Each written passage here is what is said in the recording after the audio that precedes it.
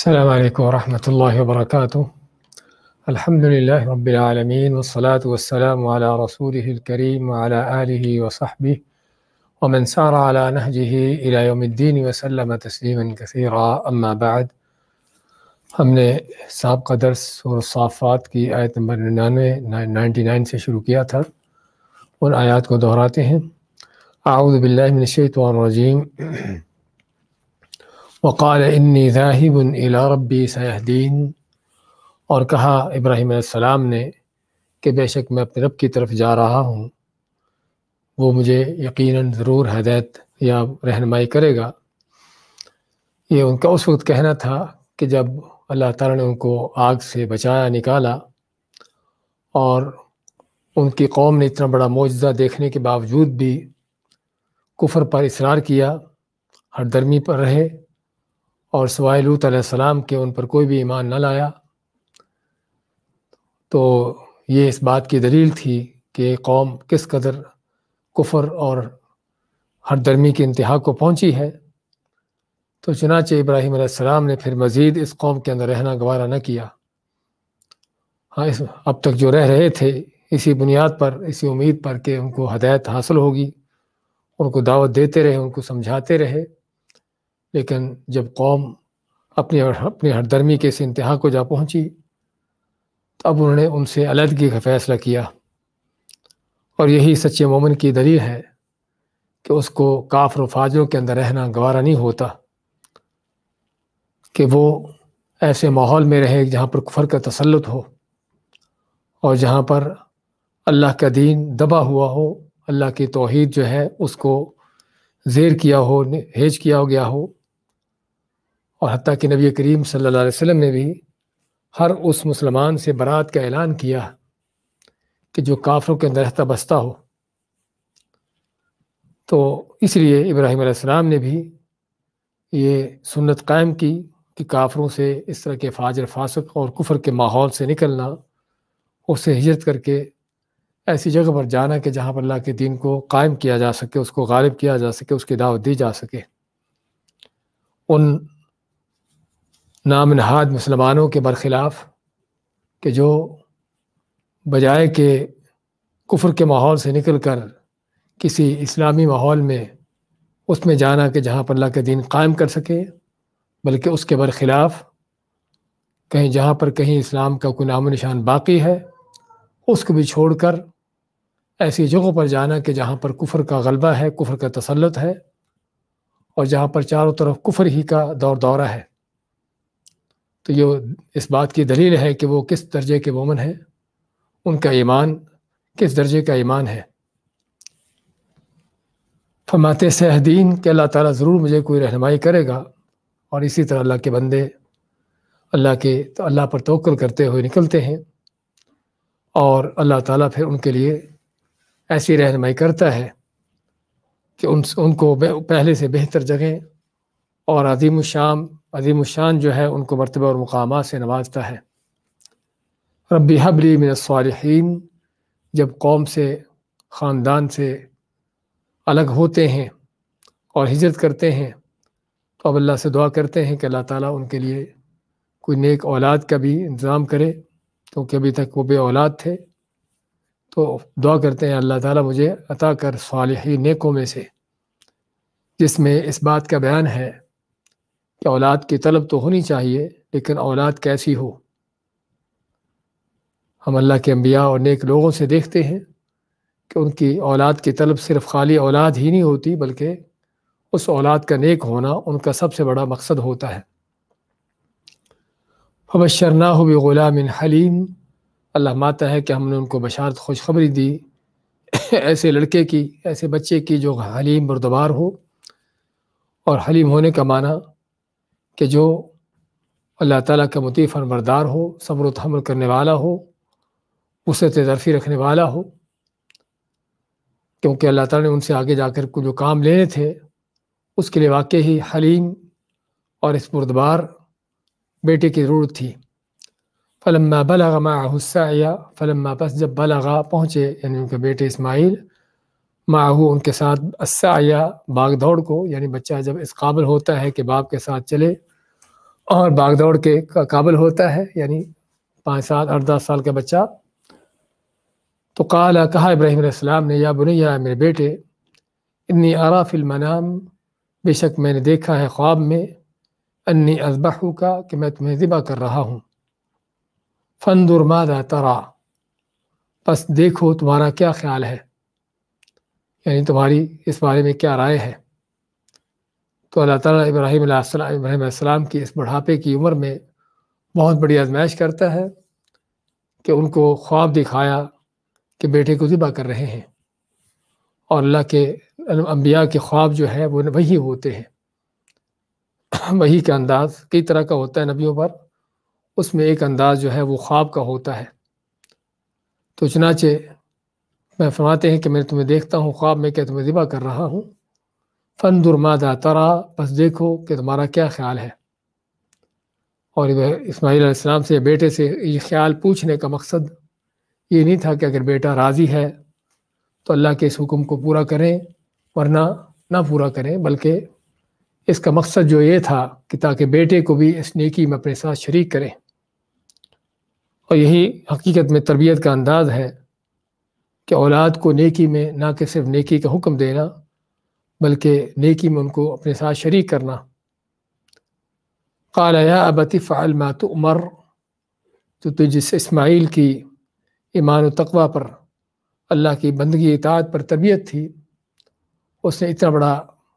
امتحان، اتنی بڑی آزمائش کو سن کر بھی کیا کہا کہ یا ابت افعل ما تؤمر، اے ابا جان کر ڈالو جس کا آپ کو حکم دیا گیا ہے. اس میں ایک طرف تو اسماعیل علیہ السلام کے عظیم جذبہ اطاعت کا اظہار ہوتا ہے کہ کتنی بڑی قربانی دینے کے لیے فوراً تیار ہو جاتے ہیں کیونکہ اللہ کا حکم ہے. اور دوسری طرف ان کی بہت بڑی سمجھداری کا پتہ چلتا ہے کہ اگر یہ چھوٹا بچہ ہے لیکن اس کو پتہ ہے کہ باپ نبی ہے اور نبی کا خواب جو ہے وہ اللہ کی وحی ہے، اللہ کا حکم ہے. تو اسے ماتے ہیں یا ابت افعل ما تؤمر، کہ ابا جان آپ کو جس چیز کا حکم دیا گیا ہے اسے کر ڈالیے. اور اس میں مزید تاکید ہوتی ہے اس بات کی کہ انبیاء کے خواب وہی ہوتے ہیں، اللہ کا حکم ہوتا ہے. اور یہی صحابہ تابعین اور اہل حق کا عقیدہ ہے کہ انبیاء کے خواب وہی ہوتے ہیں اللہ کی طرف سے. ستجدنی انشاء اللہ من الصابرین، یقیناً تم ضرور پاؤ گے مجھے اللہ نے چاہا تو صبر کرنے والوں میں سے، کیونکہ بہت بڑی آزمائش ہے. قربانی، جو گلا کٹنا، جان دینا، زندگی ختم کرنا بہت بڑی بات ہے، معمولی چیز نہیں ہے کہ جس کے لیے بہت بڑے صبر کی ضرورت تھی. لیکن انہوں نے یہ نہیں کہا کہ میں بڑا صبر کرنے والا ہوں اور میرے اندر بڑی یہ صلاحیتیں ہیں، بلکہ انہوں نے کہا کہ اگر اللہ نے چاہا تو مجھے پاؤ گے ایسے. اور یہ اللہ کے نیک بندوں کا انداز ہوتا ہے کہ اپنی چیزوں کو اپنی طرح منسوب نہیں کرتے بلکہ اس رب کی طرح منسوب کرتے ہیں کہ جس نے یہ چیزیں ہبہ کی ہوتی ہیں، عطا کی ہوتی ہیں. تو اگر صبر ہے اور استقامت ہے اور استقلال ہے اس موقع پر، تو وہ اللہ کی توفیق سے ہے، اللہ کی عنایت ہے، اللہ کی عطا ہے. تو اس باتیں ہیں کہ اگر اللہ نے چاہا تو مجھے ضرور صبر کرنے والا پاؤ گے. اس کے بعد کیا آتے رہتے ہیں اعوذ باللہ من الشیطان الرجیم فلما اسلما وتله للجبین وناديناه أن يا إبراهيم قد صدقت الرؤيا إنا كذلك نجزي المحسنين إن هذا لهو البلاء المبين وفديناه بذبح عظيم وتركنا عليه في الآخرين سلام على إبراهيم كذلك نجزي المحسنين إنه من عبادنا المؤمنين وبشرناه بإسحاق نبيا من الصالحين وباركنا عليه وعلى إسحاق ومن ذريتهما محسن وظالم لنفسه مبين فلما أسلما، پس جب دونوں نے اطاعت کر لی، حکم مان لیا، وَتَلَّهُ لِلْجَبِينِ، وَتَلَّهُ اور سے لٹا دیا، لِلْجَبِينِ پیشانی کے ایک جانب کی بل، جبین کے جبین کی بل، وَنَادَيْنَاهُ، اور ہم نے آواز دی ان کو، ابراہیم علیہ السلام کو، اَن یا ابراہیم، کہ اے ابراہیم، قد صدقت الرؤیا، یقیناً تو نے سچ کر دکھایا خواب کو، اِنَّا كَذَلِكَ نَجْزِي الْمُحْسِنِينَ، ہم اسی طرح بدلہ دیتے ہیں، جزا دیتے ہیں نیکی کرنے والوں کو، إِنَّ هَذَا لَهُوَ الْبَلَاءُ الْمُبِينُ، بے شک یہ بہت بڑی آزمائش ہے، بہت کھلی آزمائش ہے، وَفَدَيْنَاهُ، اور ہم نے ان کو فدیہ میں دیا، یعنی فدیہ میں چھڑا لیا اسماعیل کو، بذبح عظیم، ایک بڑے ذبیحہ سے، وَتَرَكْنَا عَلَيْهِ فِي الْآخِرِينَ، اور ہم نے اس بات کو چھوڑ دیا، اس سنت کو جاری کر دیا پیچھے آنے والوں میں، سلام، کہ سلامتی ہے علی ابراہیم، ابراہیم علیہ السلام پر، کذالک نجزی المحسنین، اسی طرح ہم بدلہ دیتے ہیں نیکی کرنے والوں کو، انہ من عبادنا المؤمنین، بے شک وہ ہمارے مومن بندوں میں سے تھے، وبشرناہ باسحاق، اور ہم نے ان کو بشارت دی اسحاق کی، نبی من الصالحین، کہ جو نبی ہوں گے نیک لوگوں میں سے، وبارکنا علیہ وعلی اسحاق، اور ہم نے برکت ڈالی ان پر، یعنی ابراہیم علیہ السلام اور اسماعیل علیہ السلام، وعلی اسحاق، اور اسحاق پر، ومن ذریتہما، اور ان دونوں کی اولاد میں سے، محسن و ظالم، نیکی کرنے والے بھی ہیں اور کوئی ظالم بھی ہیں، لنفسہ، ہی اپنی جان پر، مبین، کھلے طور پر ظلم کرنے والے ہیں۔ سورۃ صافات کی آیت نمبر 103 سے 113 تک کی تلاوت اور ترجمہ پیش کیا گیا ہے۔ فرماتا اللہ تعالیٰ، فلما اسلما وتلہ للجبین، فلما اسلما، پس جب ان دونوں نے اللہ کا حکم مان لیا، اللہ کی اطاعت قبول کر لی، کہ جو اللہ نے خواب دکھایا تھا ابراہیم علیہ السلام کو کہ بیٹے کو ذبح کرنے کا، اللہ کا یہ حکم تھا کہ جس حکم پر باپ بیٹا دونوں تیار ہو جاتے ہیں اور اللہ کے اس حکم کے تابع ہو جاتے ہیں، حکم کو مان لیتے ہیں، اور حکم کو مانتے ہوئے باپ جو ہے بیٹے کو ذبح کرنے کے لیے تیار ہو جاتا ہے، اور بیٹا ذبح ہونے کے لیے تیار ہو جاتا ہے، اور ذبح کرنے کے لیے کیا کرتے ہیں، وَتَلَّهُ لِلْجَبِينَ، تَلَّهُ ان کو لٹا دیا، گرا دیا، لِلْجَبِينَ، جبین کیا چیز ہے؟ ہاں، یہ وہ چیز ہے کہ جس میں بہت سے لوگوں کو مغالطہ ہوا ہے، اور انہوں نے جبین پیشانی کو سمجھا ہے، حالانکہ جبین جو ہے پیشانی نہیں ہوتی، بلکہ پیشانی کے دائیں اور بائیں کے جو کنارے ہوتے ہیں، اس کو جبین کہا جاتا ہے۔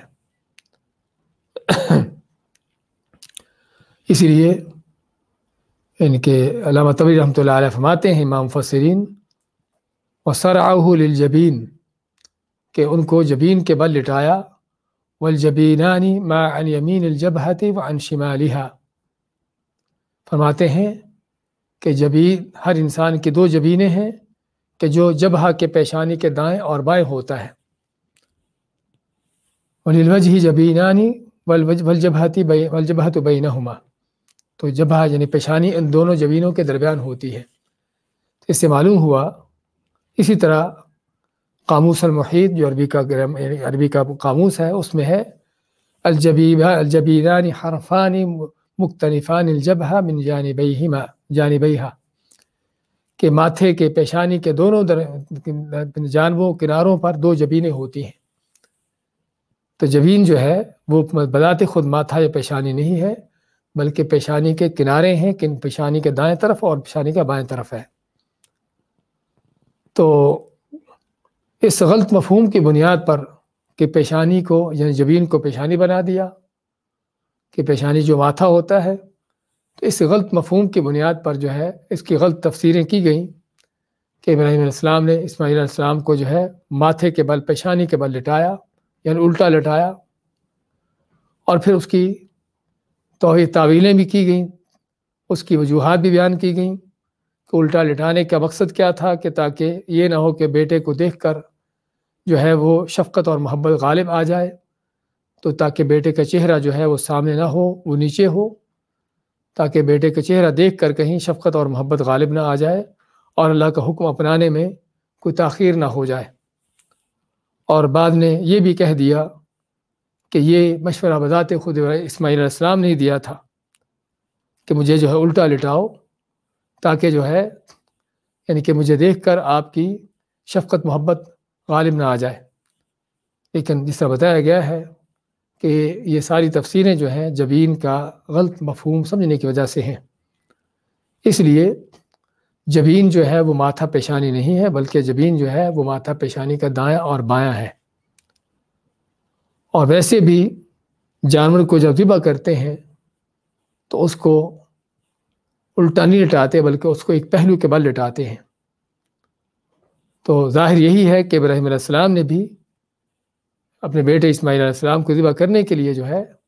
ان کو جبین کے بل یعنی پیشانی کے ایک بل یعنی ایک پہلو پر، ایک کروٹ پر ان کو لٹایا، ایک کروٹ پر ان کو لٹایا کہ جس طرح جانور کو لٹایا جاتا ہے ذبح کرنے کے لیے، تو یہی انداز ذبح کرنے کا ہوتا ہے۔ اور جو آتا ہے کہ ان کو الٹا لٹایا اور اسماعیل علیہ السلام نے ان کو یہ مشورہ دیا اور اس طرح کی چیزیں ہوئیں تاکہ شفقت محبت غالب نہ آ جائے، یہ ساری اسرائیلی حکایتیں روایتیں ہیں کہ جن کی کوئی حقیقت نہیں، اور جن کے بارے میں اللہ کے نبی صلی اللہ علیہ وسلم کا یہ فرمان ہے کہ لا تصدقوہم ولا تکذبوہم، کہ نہ تو ان کو سچ مانو اور نہ ان کو جھوٹا مانو۔ یہ اس حالت میں ہے کہ جب وہ نظر آتی ہو کہ شاید سچی ہو سکتی ہو، لیکن اگر لغت کے اعتبار سے، حقیقت کے اعتبار سے وہ سچی صحیح نہ ہو اور کتاب و سنت کے اعتبار سے بھی غلط ہو، تو پھر ظاہری بات ہے ایسی روایتوں کو جھٹلایا جائے گا، ان کو ٹھکرایا جائے گا، نہ کہ مانا جائے گا۔ تو علی کل حال کسی بھی صحیح روایت میں ایسا نہیں آتا کہ ان کو پیشانی کے بل لٹایا گیا تھا، بلکہ جبین کا لفظ جو ہے معنی دیتا ہے کہ ان کو کروٹ کے بل لٹایا گیا۔ تو ما وطلہ الجبین، ان کو لٹایا جبین کے بل یعنی کروٹ کے بل، کہ جس میں جبین جو ہے ماتھے کے پیشانی کا ایک کنارہ جو ہے وہ نیچے ہو، تو اس انداز سے ان کو لٹایا، اور لٹا کر ظاہری بات ہے یہاں پر اللہ نے ان کو آگے ذکر نہیں کیا کہ کیا کیا، ظاہری بات ہے چھری چلانے کی کوشش کی، کیونکہ اب یہ تو نہیں ہو سکتا کہ باقاعدہ پروگرام بن گیا ہو ذبح کرنے کا، چھری ہاتھ میں لے لی ہو، بیٹے کو لٹا دیا ہو، اور لٹایا بھی اس انداز سے ہو کہ جو ذبح کرنے کا انداز لٹانا ہوتا ہے،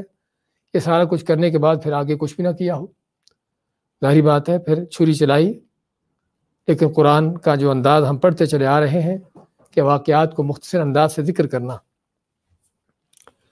تو اس کے بعد کیا ہوا، مفسرین لکھتے ہیں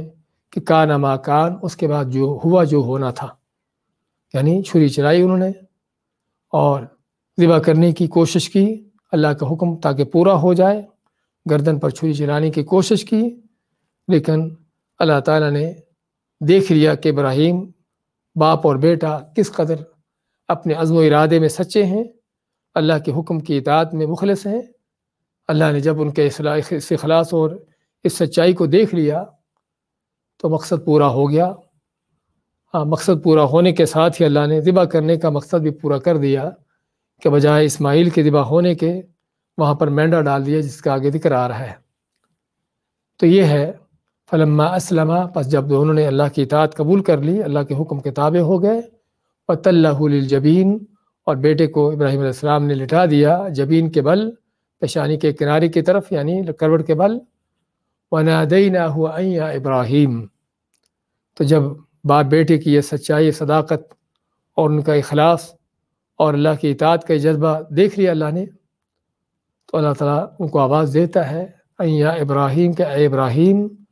قد صدقت الرؤیا، یقیناً تو نے سچ کر دکھایا خواب کو۔ اب خواب کیسے سچ کر دکھایا، یعنی اسماعیل علیہ السلام تو ذبح نہ ہوئے، تو خواب کے سچ کر دکھانے کا مفہوم کیا ہے؟ تو یہاں پر مفسرین لکھتے ہیں کہ اگر کوئی کہنے والا یہ کہے کہ خواب تو تب سچ کر دکھایا ہوتا اگر اسماعیل علیہ السلام کو ذبح کر دیتے، کہ جب کہ اسماعیل ذبح نہیں ہوئے تو پھر اللہ تعالیٰ کیسے فرماتا ہے کہ تم نے سچ کر دکھایا خواب کو؟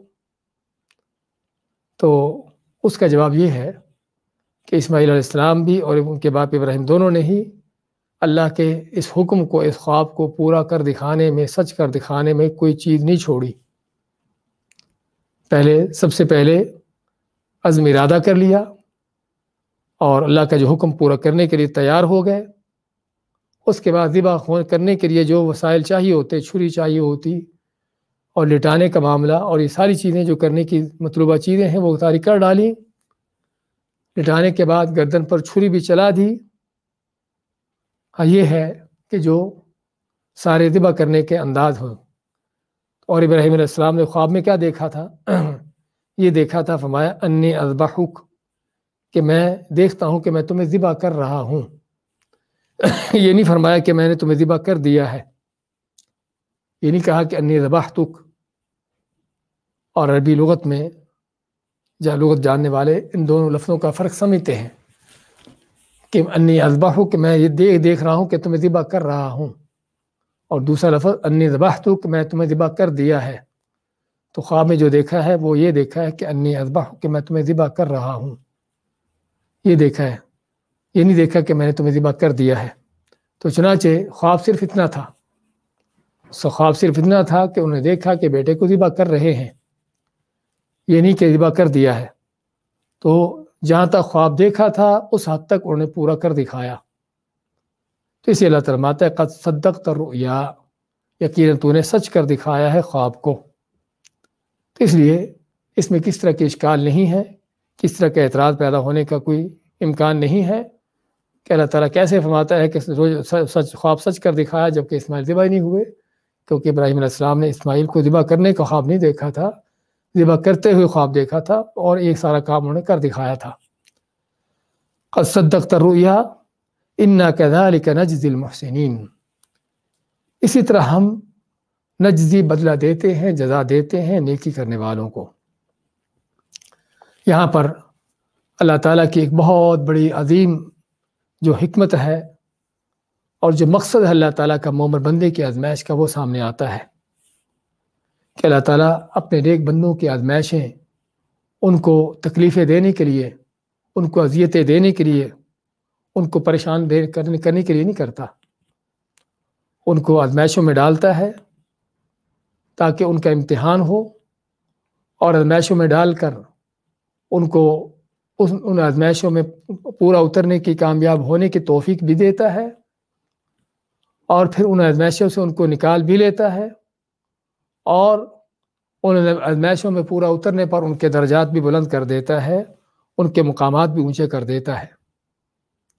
تو یہاں پر اللہ تعالیٰ کا نیک بندوں، مومن بندوں کی آزمائش کا جو انداز ہے اس کو سمجھنے کی ضرورت ہے، اور یہ انداز اللہ تعالیٰ کے صرف اپنے نیک بندوں کے ساتھ ہوتا ہے، کافروں، فاجروں، فاسقوں کے ساتھ یہ انداز نہیں۔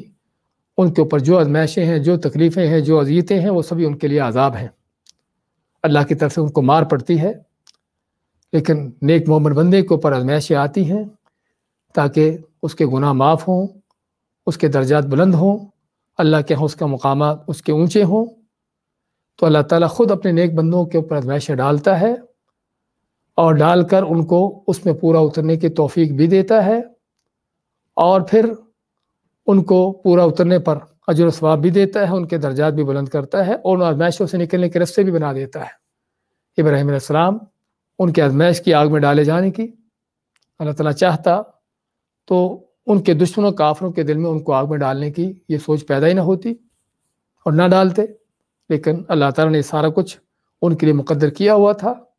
تاکہ اس بڑی آزمائش کے بعد ان کا اتنا ہی مقام اونچا ہو جائے۔ تو چنانچہ قوم کے کافروں کے دل میں آگ جلانے کا اور بڑی آگ بھڑکانے کا، اس میں ابراہیم علیہ السلام کو پھینکنے کا سارا ارادہ ان کے دل میں پیدا کیا، اور ابراہیم علیہ السلام کو اس آگ میں ڈالا گیا، اور اللہ تعالیٰ دیکھتا رہا کہ ابراہیم علیہ السلام کس عزم و استقلال کے ساتھ، کس صبر و ہمت کے ساتھ اس بڑی آزمائش میں پورے اتر رہے ہیں۔ اور جب پورے اترے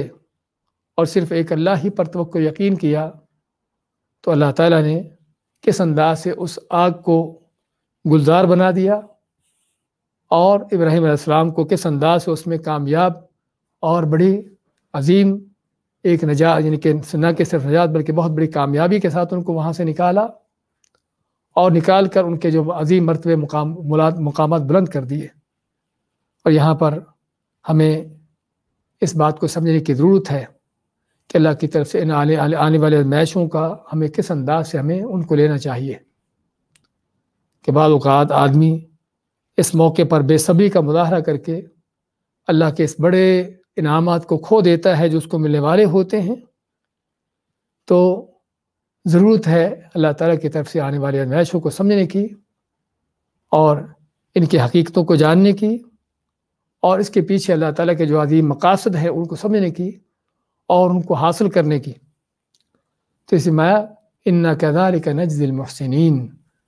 ہم اسی طرح بدلہ دیتے ہیں، جزا دیتے ہیں احسان نیکی کرنے والوں کو، کہ ان کو آزمائشوں میں ڈال کر پورے اترواتے ہیں، توفیق دیتے ہیں پورا اترنے کی، ہمت توفیق دیتے ہیں، صبر دیتے ہیں، اور پھر اس میں آزمائشوں سے ان کو نکالتے بھی ہیں اور ان کے مرتبہ مقام بھی بلند کر دیتے ہیں۔ إِنَّ هَذَا لَهُوَ الْبَلَاءُ الْمُبِينُ، بے شک یہ ایک بہت بڑی آزمائش تھی۔ ہاں، آزمائش تو بہت بڑی تھی، کوئی شک نہیں کہ بوڑھا باپ کہ جس کو بڑھاپے میں اکلوتا بیٹا حاصل ہوتا ہے دعائیں کر کر کے کہ اس بڑھاپے کی عمر میں ان کا وہ سہارا بنے، لیکن اس بیٹے کو بھی ذبح کرنے کا حکم کہ جو یہ سہارا بھی ختم ہو جائے، کوئی شک نہیں کہ بہت سخت امتحان ہے، بہت کڑی آزمائش ہے۔ اور اس آزمائش کے پیچھے اللہ تعالیٰ یہی دیکھنا چاہتا تھا کہ میرے اس خلیل کو کہیں دنیا کی کسی چیز کے ساتھ مجھ سے بڑھ کر محبت تو نہیں ہے، اور اصل ایمان یہی ہوتا ہے۔ اللہ کے نبی صلی اللہ علیہ وسلم فرماتے ہیں کہ من ذاق حلاوت الایمان، کہ وہ آدمی ایمان کی لذت مٹھاس کو پا لیتا ہے کہ جس کے اندر تین چیزیں ہوں۔ اس میں ایک کیا ہے کہ ان یکون اللہ و رسول حب الیہ مما سواہما، کہ اللہ اور اس کے رسول کی محبت اس کے دل میں کائنات کی ہر چیز سے بڑھ کر ہو۔ تو جب تک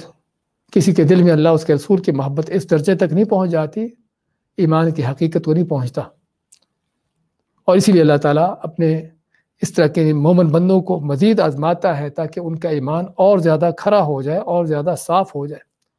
اس میں اگر کوئی دنیا کی علائش ہو بھی تاکہ وہ بھی نکل جائے۔ لیکن یہاں پر ہم دیکھتے ہیں اللہ کے خلیل ابراہیم علیہ السلام، ان کا ایمان کس اونچے درجے کا ہے، کس اعلیٰ درجے کا ہے، کس عظیم مقام کا ہے، کہ کتنا مثالی ایمان ہے کہ اتنی بڑی آزمائش میں بھی کس قدر پورے اترتے ہیں، اور ذرہ بھر بھی ان کے قدموں میں کوئی لغزش پیدا نہیں ہوتی، ڈگمگاتے نہیں ہیں۔ تو ما ان ھذا لہو البلاء المبین، بے شک یہ ایک بہت بڑی کھلی آزمائش تھی۔ وفدیناہ بذبح عظیم، وفدیناہ، اور ہم نے فدیہ دیا ان کا، یعنی چھڑایا۔ فدیہ کے معنی کسی چیز دے کر چھڑانا، تو ان کے ہم نے چھڑا لیا، اسماعیل کو بچا لیا، بذبح عظیم، ایک بہت بڑے ذبیحے سے۔ اور ذبیحہ، ذبح یہاں پر ذال کے نیچے زیر سے مراد یعنی بہت بڑے ذبیحہ، یعنی ایسی چیز سے جس کو ذبح کیا جائے، اور مراد جو ہے وہ مینڈا ہے، جس کا روایات میں ذکر آتا ہے کہ اللہ تعالیٰ نے مینڈا، ان کی جگہ پر مینڈا قربان کر دیا۔ لیکن اس مینڈے کے حوالے سے بھی، وہ مینڈا کہاں سے آیا تھا، کیا جنت سے تھا، اس مینڈے کی حقیقت کیا تھی، اور وہ مینڈا جو ہے ان کے اس کی اصلیت کیا تھی، اس بارے میں بھی اسرائیلی حقیقت سے کہانیاں اور روایتیں آتی ہیں جس کی کوئی حقیقت نہیں۔ ہاں، بعد میں یہ بھی لکھا ہے کہ وہ مینڈا جو ہے وہی تھا کہ جو ابراہیم اپنے آدم علیہ السلام کے بیٹے حابیل نے قربانی کرتے ہوئے ذبح کیا تھا، وہ جنت میں چل رہا تھا، تو اللہ تعالیٰ نے اسی مینڈے کو یہاں پر اتار دیا، اور طرح طرح کی باتیں کہ جس کا قرآن و حدیث میں کوئی ذکر نہیں، اور اگر ذکر نہیں ہے تو بنی اسرائیل کے قصے کہانیاں ہیں کہ جو اللہ عالم کہاں تک سچے ہیں، اور اکثر و بیشتر ان میں جھوٹ ہوتا ہے۔ اس لیے اس طرح کی قصے کہانیوں، اس طرح کی روایتوں کے اوپر اعتماد کرنے کے بجائے اصل یہ ہے کہ آدمی یعنی قرآن و سنت کی طرف توجہ رکھے اور اسی پر اکتفا کرے کہ جو اللہ نے نازل کیا ہے۔ لیکن بعض روایت اور احادیث میں ملتا ہے کہ وہ مینڈا تھا اور سینگوں والا تھا۔ چنانچہ اسی ضمن میں مسند احمد کی حدیث میں ہے کہ کعبہ کے جو چابی بردار تھے، جن کے پاس کعبہ کی چابی ہوتی تھی، عثمان بن طلحہ، تو آپ ان کو فرماتے ہیں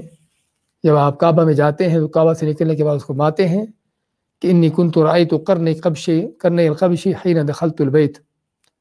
کہ جب میں بیت اللہ میں داخل ہوا تھا تو بیت اللہ میں نے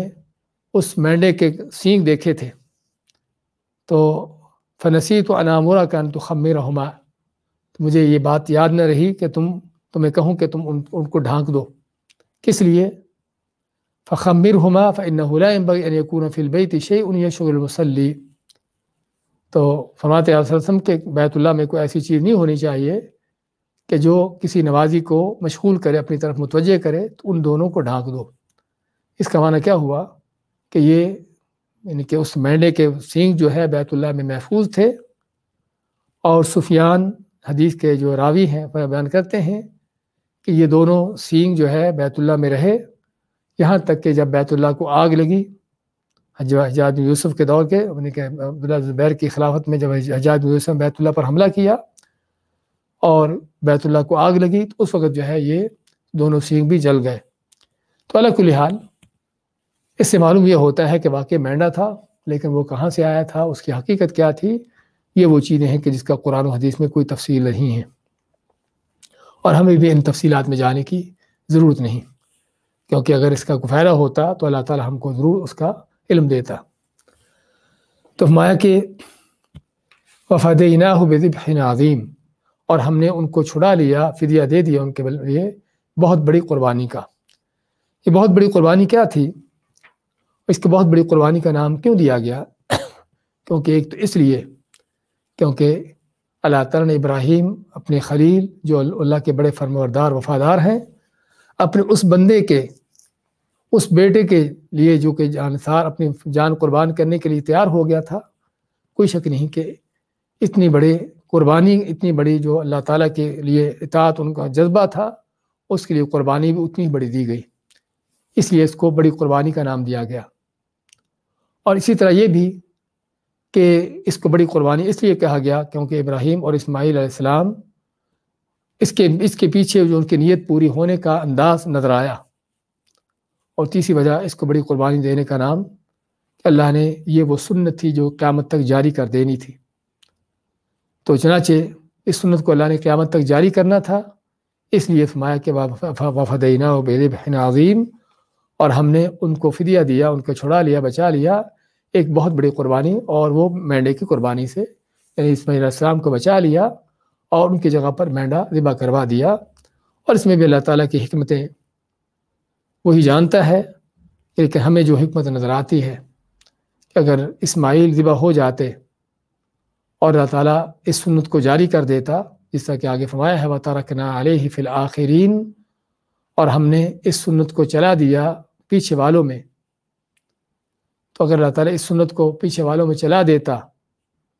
یعنی اللہ تعالیٰ اس سنت کو اگر پیچھے والوں میں یعنی باقی آنے والے لوگوں میں، قیامت تک آنے والے لوگوں میں چلانا تھا، اور اگر اسماعیل ذبح ہو جاتے اور یہ سنت چلانے کے لیے بیٹوں کو ذبح کرنے کی سنت قائم ہو جاتی، تو کس قدر لوگوں کے لیے مشکل پیش آتی. لیکن اللہ تعالیٰ کی ابراہیم اور اسماعیل علیہ السلام کے اوپر جو اللہ تعالیٰ کی شفقت مہربانی تھی، وہ تو تھی. اصل اللہ کی رحمت شفقت مہربانیاں اس امت پر تھیں کہ جن کو اللہ نے اس قربانی کو کرنے کا حکم دینا تھا اور ان کے اندر یہ قربانی جاری رکھنی تھی. تو چنانچہ اللہ نے بیٹے کی ذبح کی بجائے مینڈے کو ذبح کروا دیا تاکہ یہ سنت جاری ہو جائے. تو اس میں وَتَرَكْنَا عَلَيْهِ فِي الْآخِرِينَ، اور ہم نے یہ سنت جاری کر دی پیچھے والوں میں، آنے والی نسلوں میں، قیامت تک کے لوگوں کے لیے ان کو یہ اس قربانی کا حکم دے دیا. اور اس لیے نبی کریم صلی اللہ علیہ وسلم سے جب پوچھا گیا قربانی کے بارے میں، تو آپ فرماتے ہیں سنت ابیکم ابراہیم، کہ یہ تمہارے باپ ابراہیم علیہ السلام کی سنت، ان کا طریقہ ہے. تو یہ ہے وَتَرَكْنَا عَلَيْهِ فِي الْآخِرِينَ کا معنی کہ ہم نے اس سنت کو جاری کر دیا آنے والی نسلوں میں، کہ اللہ تعالیٰ کو باپ بیٹے کی، ابراہیم اور ان کے بیٹے کی یہ قربانی اور ان کا جذبہ اطاعت اور یہ چیزیں اس قدر پسند آئیں اور اس قدر اللہ تعالیٰ کے ہاں قبولیت کا عظیم درجہ حاصل کیا کہ اللہ نے اس چیز کو پر خوش ہوتے ہوئے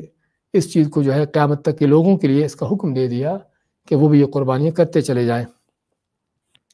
سلام علی ابراہیم، سلام ہے ابراہیم علیہ السلام پر. دنیا میں آخرت میں اللہ تعالیٰ کی طرف سے سلام ہونا کسی بندے کے اوپر حقیقت میں بہت بڑا مرتبہ اور شرف ہے اس کے لیے. کذالک نجزی المحسنین، اسی طرح ہم بدلہ دیتے ہیں نیکی کرنے والوں کو، انہ من عبادنا المؤمنین، بے شک وہ ہمارے مومن بندوں میں سے تھے۔ اسی پر اکتفا کرتے ہیں آج۔ دوبارہ دیکھیں آج کے درس کو 111 تک، آیت 111 تک۔ فلما اسلم، پس جب انہوں نے اطاعت کر لی، اطاعت قبول کر لی، وَتَلَّهُ لِلْجَبِينِ، اور لٹا دیا بیٹے کو اسماعیل کو جبین کے بل، یعنی پہلو کے بل، کروڑ کے بل، وَنَادَيْنَاهُ أَن يَا إِبْرَاهِيمُ، اور ہم نے آواز دی کہ اے ابراہیم، قد صدقت الرؤیا، یقیناً تو نے سچ کر دکھایا ہے خواب، اِنَّا كَذَلِكَ نَجْزِي الْمُحْسِنِينَ، ہم اسی طرح بدلہ جزا دیتے ہیں نیکی کرنے والوں کو، ان هذا لهو البلاء المبین، بے شک یہ بہت بڑی آزمائش اور بہت بڑی آزمائش تھی، بہت کھلی آزمائش تھی۔ وفدیناہ بذبح عظیم، اور ہم نے ان کو فدیہ دے دیا، فدیہ میں چھڑا لیا، بذبح عظیم، ایک بڑے ذبیحہ سے۔ وترکنا علیہ فی الآخرین، اور ہم نے چھوڑ دیا اس کے اوپر، اس چیز کو پیچھے والوں میں، پیچھے والی نسلوں میں اس سنت کو جاری کر دیا۔ سلام علی ابراہیم، یہاں پر یہ بھی مانا کہ ہم نے پیچھے والوں کے لیے، پیچھے آنے والوں کے لیے چھوڑ دیے سنت کے، وہ ابراہیم علیہ السلام پر سلامتی بھیجتے رہیں۔ کذالک نجزی المحسنین، اس طرح ہم بدلہ جزا دیتے ہیں نیکی کرنے والوں کو، کہ ان کی زندگی میں بھی ان کے مرتبے مقام بلند ہوتے ہیں، اور ان کے دنیا سے جانے کے بعد بھی ان کے چھوڑے ہوئے یہ آثار جو ہیں اور چھوڑی ہوئی یہ نیکیاں جو ہیں، ان کا اللہ تعالیٰ ان کو جاری کر دیتا ہے، اور ان کا ذکر خیر آنے والے لوگوں کی زبانوں پر چلا دیتا ہے، اور ان کی نیکیوں کو آنے والی نسلوں کے اندر جاری کر کے ان کے لیے ایک اجر اور ثواب کا ذریعہ بنا دیتا ہے۔ بارک اللہ فیکم۔